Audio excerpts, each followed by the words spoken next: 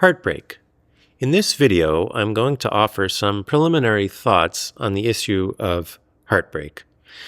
Now, the first thing to say is heartbreak is not a technical term, but we don't have a technical term in the field of psychotherapy for this situation.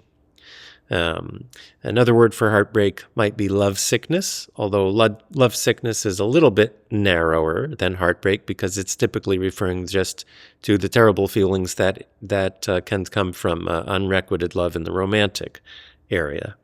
Okay?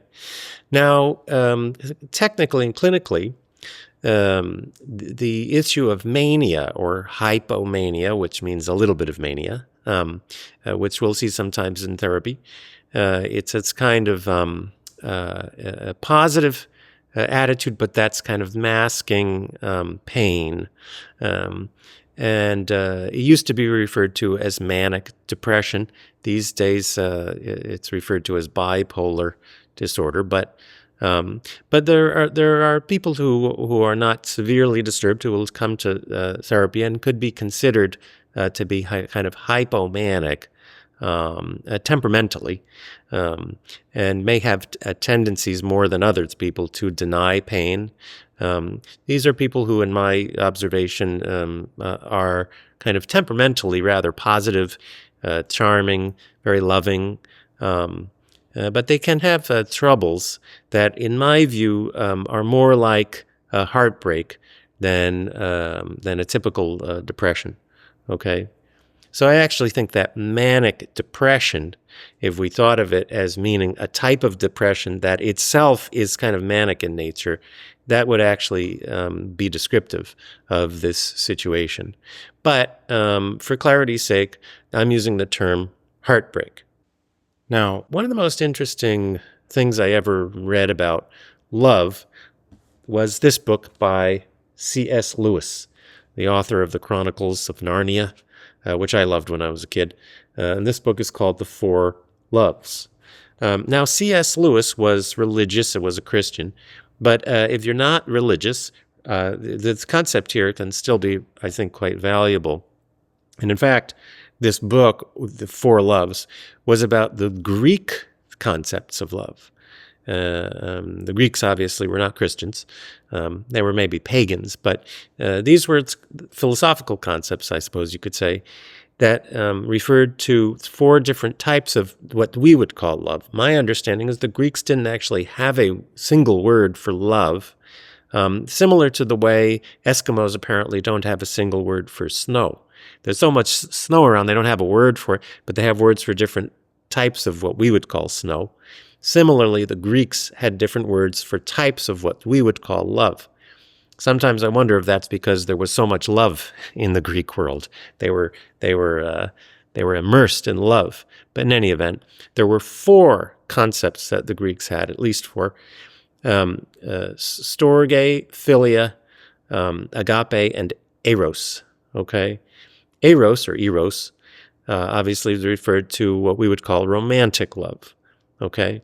Storge was the love that arose when there was familiarity. So like the kind of love that arises between family members or someone who you spend a lot of time with and get to know, and you develop a certain kind of love for them that just comes from the familiarity that's being around them. Okay, that's storge. Philia was the love that you would experience in friendship. So it has a lot to do with respect, admiration, camaraderie, philia. And then agape was what we could say like love for existence or love for being, or if you're religiously inclined, love for God. Okay? But if you're not religiously inclined, you just say love for life, love for existence, right? Love for being. Okay? Now, one of the things C.S. Lewis proposed in this book, which seems reasonable to me and to accord with my own personal experience and observations, is that if a person tries to make eros, a love for another person, it's foundational, rather than making agape, the broad love for existence, or if you're religious for God, and C.S. Lewis was religious, but if you're not, let's just say love for being, if that's not foundational, then you're going to be in trouble.